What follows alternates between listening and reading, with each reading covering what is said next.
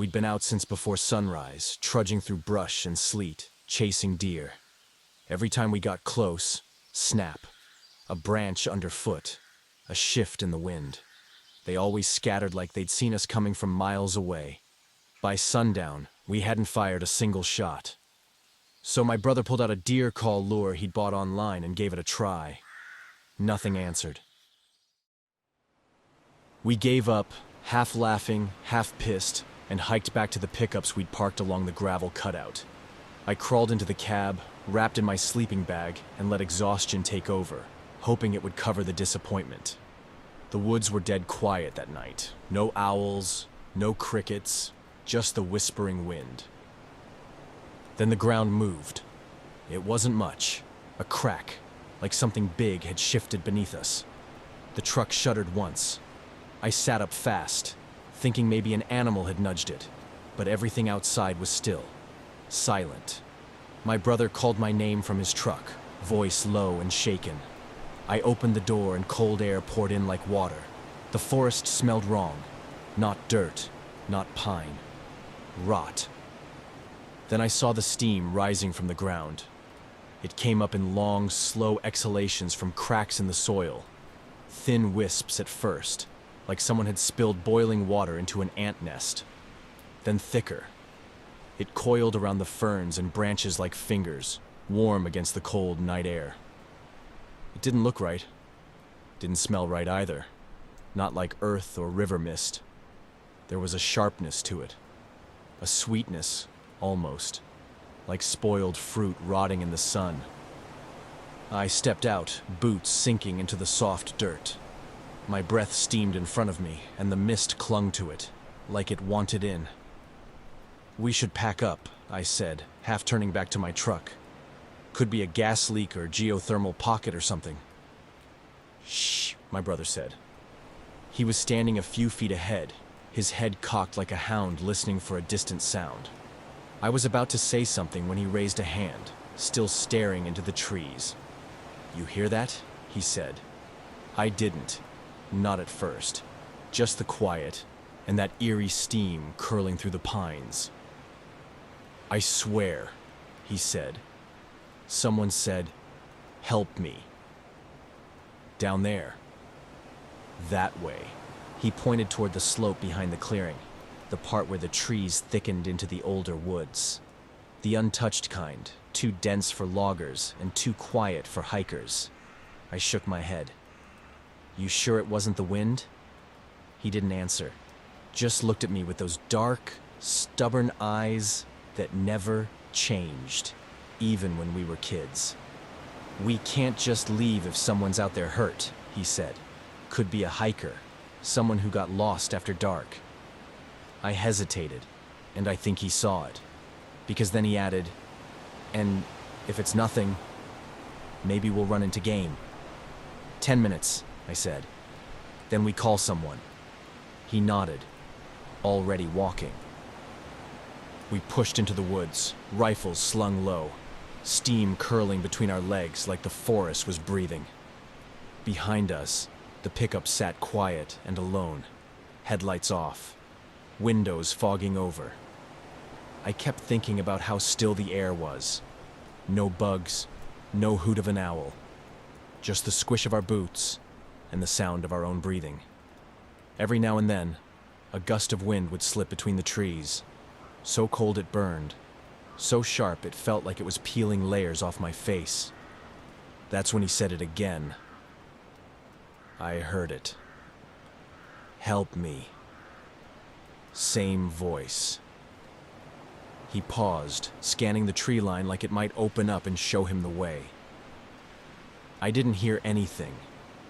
Not a damn thing. But I kept walking. We just passed a fork in the trail, one side beaten and muddy from old ATVs, the other nearly swallowed by underbrush, when the deer stepped out. It stood maybe 20 yards ahead, between two moss-covered trees, still as stone. Big doe eyes, watching us. No twitch, no flinch. Just that long, silent glare, like it was sizing us up the way we'd been doing to every animal in the woods all day. I raised my rifle on instinct, slow and smooth. Before I could breathe steady, it turned and bolted deep into the night. I fired. Bark shattered off a tree where the shot landed, missed. My brother didn't even flinch at the sound. "It's that way," he said, already stepping off the trail. "Same direction." I heard it again. "Help me!" Clearer this time. I didn't like any of it. The wind felt colder here, cutting and mean. It bit the inside of my nose and left the scent of something sick on the back of my tongue. Not blood nor sweat. More like meat gone sour in the sun. "You don't know what we're walking into," I said. "What if it's someone trapped under a tree or caught in a ravine? We're not equipped to drag someone out of here." He didn't stop, just kept pushing forward. I called out again. "We should call search and rescue. They've got drones and dogs." "They won't get here before dawn," he snapped. "We've got legs and rifles. If someone's really out here, I'm not letting them die while we sit on our asses waiting. I know I won't. Will you?" I didn't answer. I couldn't really, because I didn't know. I just knew it felt wrong. How the trees seemed to bend toward the path we were on. How the wind kept changing direction. How every step felt like stepping into something's breath. He turned back and pressed deeper into the woods. I hesitated. Then I followed. The wind moved again, like it sighed in disappointment. The trees thinned out after a while, and the ground sloped downward. Roots coiled under our boots like veins, and the cold deepened. That's when we saw it. Jagged black rock, half sunken in the earth like a broken tooth. The mouth of a cave yawned open at its base. No sign, no trail marker. Just bare stone and dead leaves. "That's where it's coming from," my brother said, stepping closer. I swear to God, I heard it clearer than ever. Someone's inside. "Exactly," I said. "That's confirmation we need to call this in. We're not spelunkers. You want to go crawling into holes at night with nothing but headlamps and rifles. What if the floor gives out? What if there's gas, or a bear, or..." But he wasn't listening. I don't think he even heard me. His eyes were fixed on the cave mouth. I was about to grab his arm when something moved in the dark. Two shapes stumbled out into the open. It was the deer. Same size, same big eyes locking onto us again. But this time, it wasn't alone. A smaller one, a fawn, limped behind her. Its legs too thin, barely able to hold its own weight. The two of them stepped into the pale moonlight, and for a second, I could swear their bodies were steaming like the ground back near the trucks. They opened their mouths, and then garbled bleats. Not like a normal cry. These were broken, strained, wheezing like a cough, and a scream rolled together. They darted in opposite directions, spun, then reared back and collided into each other. Aimless, panicked. They weren't running from us. They were running from themselves, from the air. The mother snapped her head toward us. She saw my rifle, and then she ran, straight at me. I was paralyzed. She reached me and pressed the tip of her snout to the barrel. Not ramming, not attacking, pressing, shaking. The fawn followed. Its little head trembled as it nudged against the stock. Its eyes looked too human in the dark. They weren't attacking. They were begging. You ever seen a deer look like it wanted to die? My brother didn't hesitate. Two shots cracked. I flinched. The second shot echoed longer, louder.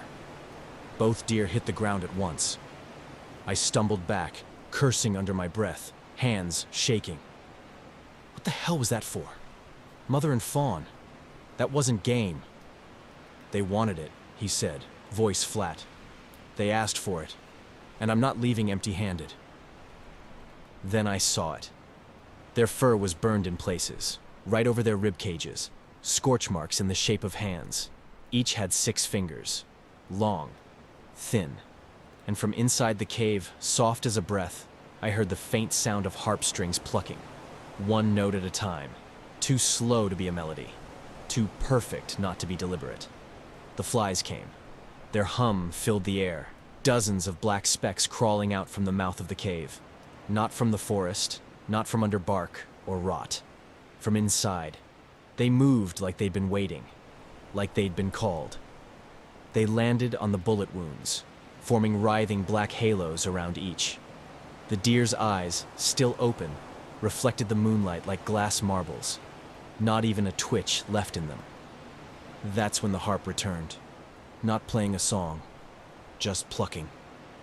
A pattern that made my stomach twist. It sounded like something trying to speak without words, a sweet, poisonous statement. My brother took a slow step forward.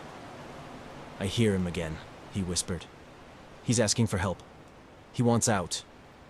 I grabbed his arm. "You don't know that. You don't know what you're hearing. He's crying," he said.